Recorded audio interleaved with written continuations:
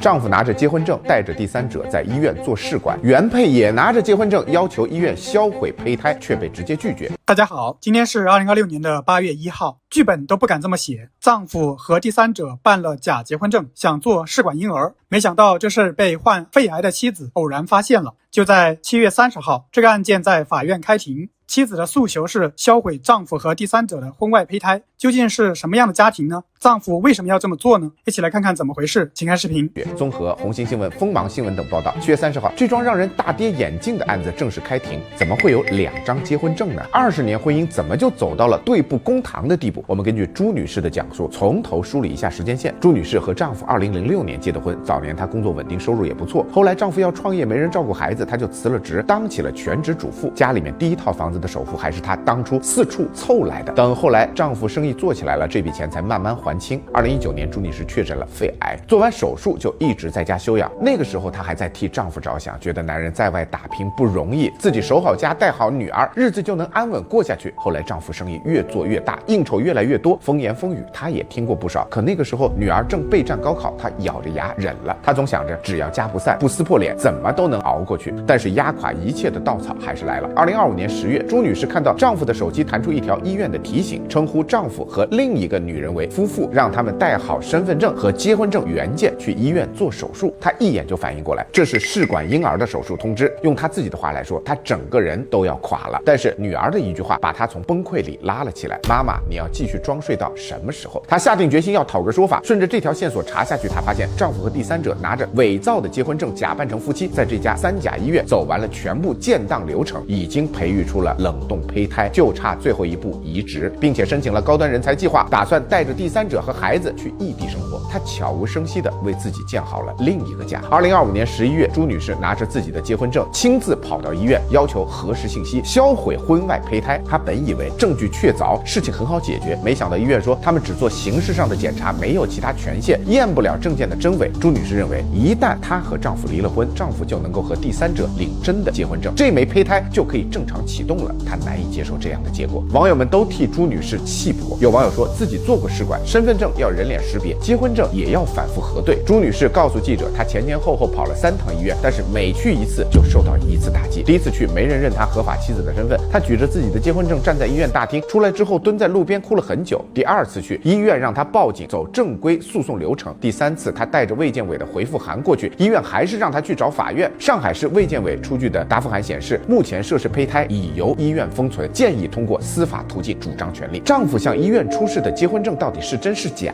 ？5月16号，被拘留的丈夫放出来了，原因很明确，就是使用伪造证件。7月30号，申请销毁胚胎案件开庭。就在她踏进法庭，手机马上要被收走的前1分钟，她收到了法院的传票，丈夫起诉她离婚。朱女士说，丈夫这是算准了，只要她签了离婚协议，男方就能够和第三者领证，顺理成章的把胚胎解冻。朱女士还表示，第三者非常嚣张，当面嘲讽她，说她一个家庭主妇，从她辞职回家那天起就该想到今天的结局。可是家庭主妇有什么问题吗？一个家的安稳体面不是靠一个人撑起来的，有人在外打拼，有人在家照顾好大后方，分工无高下，相守有担当啊。朱女士表示，很多像她这样的原配，有些不敢站出来，有些不能站出来，有些甚至是被离婚后才知道丈夫在外面办了假证做试管，这绝对不是个案。她说，胚胎销毁之前绝对不会同意离婚，等胚胎真的销毁了，这个婚她肯定离，她没有那么大度能够跟这样的人接着过下去。目前这个案子的核心争议就是这枚胚胎是人是物，原配到底有没有权利要求销毁？从情感上说，丈夫背叛家庭，拿着假证和第三者做试管，原配不想让其得逞，完全可以理解。但是从法律上说，这个胚胎的处置权应该归精卵的提供者，无论男方过错有多大，行为有多恶劣，原配都没有处理胚胎的权利。道理很直白，案件的结果确实很考验智慧。然而，法无授权不可为，不代表这件事就站得住脚。一个尖锐的矛盾，靠伪造证件突破法律规定做辅助生殖孕育出的冷冻胚胎，仅仅凭着生物学血缘，是不是就能拥有不受任何人质疑、全权说了算的处置权利？这个案子之所以全网热议，本质上他把辅助生殖领域一堆悬而未决的难题全部摊在了阳光底下。冷冻胚胎该怎么处置？医院筛查核验的标准是否应该更清晰？更关键的是，婚姻里受到侵害的配偶想要维权，能否找到更顺畅的法律途径？一系列规则短板借着这起案件赤裸裸地摆在所有人的面前。律师给出2个建议：第一，主张这份合同是用假证骗来的，是无效的，不能作数，医院怎么处置也许能够重新谈。第二，离婚时主张赔偿，朱女士可以要精神损害赔偿。如果做试管的费用是夫妻共同财产，那这笔钱也能够依法追回来。截至目前，这起案子还在等法院通知再开庭。针对女方的控诉，男方还未出面回应。这场风波中，胚胎的去留，各方的责任都是大众关心的问题，我们一起等一个最终的结果。无论如何，一张伪造的结婚证，妄图借现代生殖技术践踏婚姻忠诚，藐视法律权威，都将受到时代的审视。生育从来不是单纯的私欲，技术更不能突破伦理底线。婚姻的根基是责任与坦诚，任何投机取巧的谋划，终将面临法理与良知的双重拷问。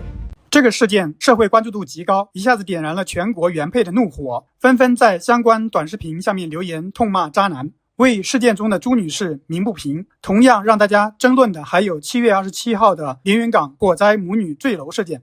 目前的消息是母亲还在抢救，3岁的女童不幸身亡。很多人不禁会问了，5层楼高的状态下为什么没有云梯呢？为什么没有铺设气垫？直接看视频。都看到了连云港这场火灾，画面看了心痛的难以言表。室内浓烟滚滚，母亲用身体护住孩子，蜷缩在5楼的窗外等待救援。谁能想到啊，撑了半个小时，力气耗尽，相继坠到楼下。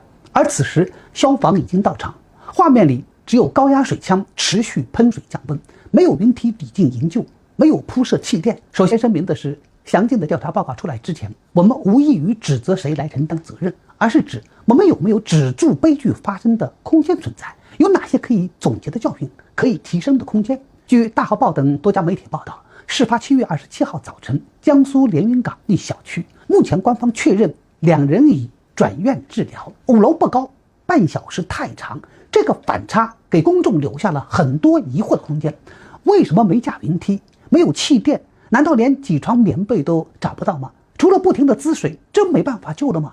对于不具专业背景的公众来说，这些疑问是朴素的，也是合情的。突发火情，淹锁楼道，无路可退，慌不择路，只有一道窗，这是这对母女可能是生死关头唯一的求生窗，还可以被看见、被听见，继而被第一时间救下。即便窗外的脚下只有大约10公分宽的外墙腰线，几乎没有落脚的空间，但总比呛死在浓烟中存活的机会更大一些。我们无法想象母女俩半小时悬在5楼窗外时的无助、恐惧、绝望的心境。万幸的是，母女俩传来好消息，正在救治，没有遇难，所有人都为之松了一口气。但惊心动魄的这一幕让人陷入深思。第一，消防局小区仅隔数百米，为什么单纯的只喷水？第二，为什么在5层楼高的状态下，云梯、气垫2套手段全缺位？公众疑问很直白，消防的专业解释也属实。比如说救生垫，有效的救援高度普遍不超过10米，而5楼已接近15米，超出安全阈值，铺设风险极大。比如说云梯作业，对小区的车道宽度、地面的平整度、前方空间的遮挡程度都有很高的要求，而老旧小区都可能导致无法作业。你看，实际都是有可能，有可能救生垫拖不住，有可能小区条件不具备。但我在想，在危在旦夕一瞬间，在眼睁睁过去半小时的情况下，在气垫可能拖得住，也可能拖不住，调整方案有可能也有可能完不成的特殊情况下，你会选择气垫用还是不用？会选择原梯举还是不举？答案无疑是，只要有一线希望，用了再说，干就完了。这就是我们外行在救人心切的背景下极其朴素的想法。